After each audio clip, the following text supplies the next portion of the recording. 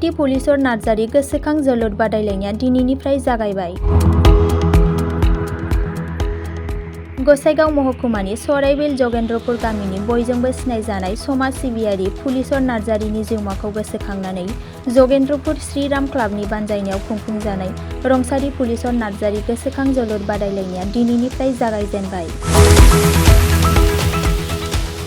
दिनै गिबि सानाव बे जोलुर बादायलायनायखौ बिटिआर सरकारनि गेलेमु बिफाननि नेहाथारि दित्तकान्त हाजरिका बिथाङा गाहाय आलासि महरै बाहागो लानानै बेखेवनानै होयो।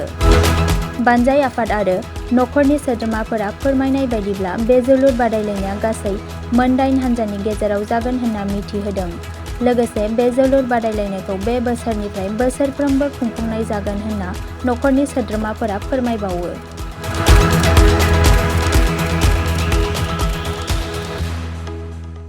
आफानि गिबि खेब थैनाय सानखौ जों फालिदों बे फुटबल जोलुरजों लोगोसे जोंनि बे गामियारि ओनसोलाव जोंनि फुटबल जे मोजां मोनग्रा रायजो राजा बिथांमोना डिमान्ड होबाय थादोंमोन जे जोंनि जायगायाव मोजां फुटबल गेलेनायनि मोनसे जे प्रतिभाबान जोङो माखासे बासिनो थाखाय बहुद आग्रहिमोन।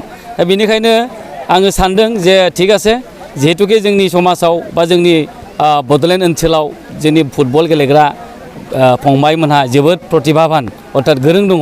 दा बिथांमोनखौ माखासे प्लेटफर्मनि लेभेलजों लांनानै जाहाथे आरो गोजौ थाखोआव गेलेनो हाबावो बेनि थाखाय आङो जोबोद मोनसे आग्रहिखामोन।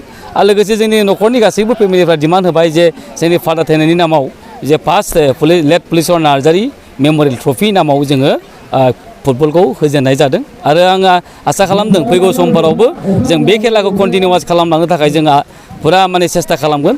आरो गासैबो नायगिरिजों लोगोसे गेलेगिरि बिथांमोनहा फैगौ बोसोरावबो जों थिग बेबायदि टाइमावनो 14 आरो 15 अक्ट'बर जोङो डेटखौनो फिक्स खालामनानै होनो थाखाय अलरेडि जोङो नखरनिफ्राय रायलायखानाय जाबाय आरो गामिजोंबो जोङो बेखौ फिक्स खालामबाय जे 14 आरो 15 अक्ट'बर प्रत्येक बोसोरावनो जोङो पुलिसर नार्जारि मेम'रियेल ट्रफिखौ जोङो खुंनो थाखाय लाहार फाहार खालामगोन। मोनबेसे हानजानि गेजेराव जादों? दिनै जोंहा जिहेतुके 4 हानजामोन गासै टटेल जोंनि हानजाया 8 हानजा। दा 8 हानजानि गेजेराव जोंनि 4 हानजाया जोंना गेलेगोन। दसे उनाव जोङो सेमि फाइनाल गेलेगोन अर्थात जाय देरहागोन सेमि फाइनालाव जों गाबोन फाइनालनि थाखाय रेडि जागोन। आरो गाबोन जोंहा क्वार्टार फाइनाल सेमि फाइनाल आरो फाइनाल खेलाखौ जोङो गाबोन खालामगोन। गासैबो रायजो राजाफोरखौ फैनानै जाहाथे जोंनि बे खेलाखौ नायनानै जोंखौ जाहाथे थुलुंगा होफैयो बेखौनो खावलायहरनाय थाबाय। बान्था हिसाबै मा दोननाय जादों? बान्था हिसाबै जोङो ट्रफि दोनदों, गिदिर ट्रफि जोंदों 2 फार्स्ट चेम्पियन आरो सेकेन्ड जोङो रानार्स आप आरो केस मानि हिसाबै जोङो 20,000 चेम्पियननि थाखाय रानार्सनि थाखाय जोङो 15,000 आरो बेस्ट प्लेयारनि थाखाय जोङो प्रत्येक गेमावनो 1,000 खरि जोङो होनाय जादों। लोगोसे फाइनालनि बेस्ट प्लेयारनि थाखाय जों गंसे साइकेलजों बिथांखौ जों बरायगोन। आरो बबेनि टिम दं? जोंनि टिमफोरा जोंनि लकेल टिम फ्रायानो बनजार FC दङ कुसुगाव आरो गसाइगाव सालबागान दङ, बेनिफ्राय जोंहा श्रीराम FC आरो 7 स्टार क्लाब बेबायदिनो गासै 8টা क्लाबखौ जोङो थि खालामनानै होनाय जादों।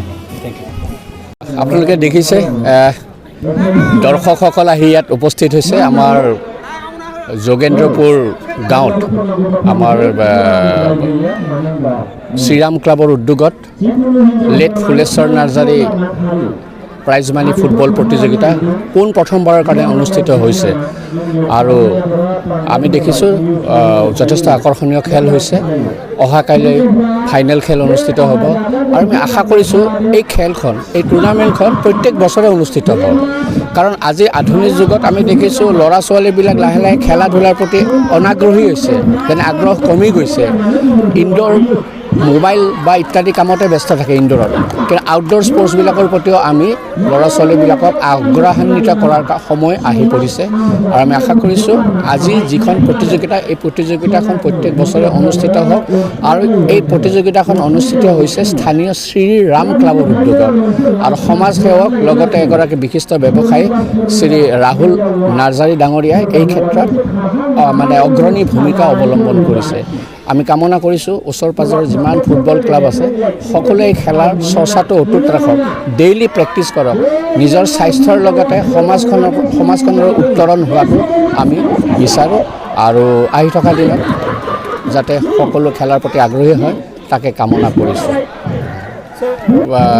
BTCৰ ফুটবল প্ৰতিভাৰ অভাৱ নাই আৰু আমি দেখিছোঁ যে এইবাৰ সন্তোষ ট্ৰফিতেই চাওক আমাৰ BTC অঞ্চলৰে ভালেকেইগৰাকী ফুটবলাৰে মূল টিমত খেলি আছে আনকি নেশ্যনেল টিমতো আমাৰ BTCৰ খেলুৱৈ মানে স্থান পাবলৈ সক্ষম হৈছে যোৱা বছৰ ISPLতো আমাৰ BTR 11 চেম্পিয়নশ্বিপ পাইছিলে গতিকে আমি এই ক্ষেত্ৰত আমাৰ BTR চৰকাৰে যথেষ্টখিনি ষ্টেপ লৈছে বিভিন্ন ধৰণৰ টুৰ্ণামেণ্ট অনুষ্ঠিত হৈ আছে এইবিলাক আমি ISPL বা ডুৰান কাপ হৈ গ'ল ISPL অনুষ্ঠিত হৈছে স্কুল টুৰ্ণামেণ্টবিলাক অনুষ্ঠিত হৈ আছে গতিকে আমি ভাবোঁ ভাল আহি থকা দিনবিলাক আমাৰ কাৰণে সকলোৰে কাৰণে ফুটবল ক্ষেত্ৰখনত বা খেলাৰ ক্ষেত্ৰখনত ভাল এটা হেৰি আছে স্কোপ আছে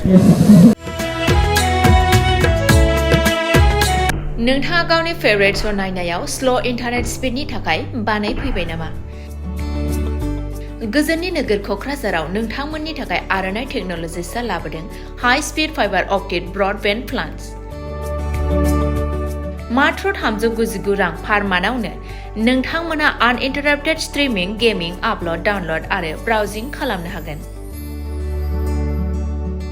आबुङै मिथिनो थाखाय गाहायाव होनाय वेबसाइटआव नायनो हागोन आरो नैबे जामबुं नम्बराव जगाजग खालामनो हागोन जामबुं नङा जाबाय 8812989283 नङाब्ला 8099554827